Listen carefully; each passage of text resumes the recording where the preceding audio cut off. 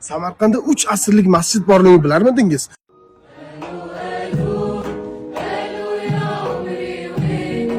Bu masjid Samarqand viloyati Qo'shrabot tumanidagi Pangat mahallasidagi G'oyib ota jome masjidi. Ko'rib turgan toshingiz hijriy 1257-yilda qo'yilgan.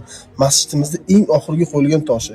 Bundan oldin ham esa toshlar qo'yilgan. Taxminan masjidimizga 3 asr deyilyapti, lekin undan oldin ham bu yerda masjid bo'lgan. Siz ko'rib turgan ustunlar manbalarga qaraganda haqiqatda 300 yillik ustunlar.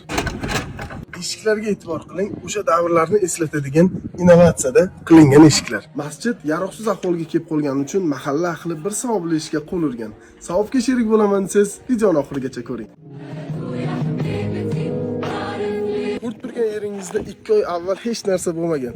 Saxovatpesha Pangat ahli esa mana shu ko'rinishga bor-yo'g'i 2 oyda olib kelishgan. Masjidimiz 40% ga bitgan.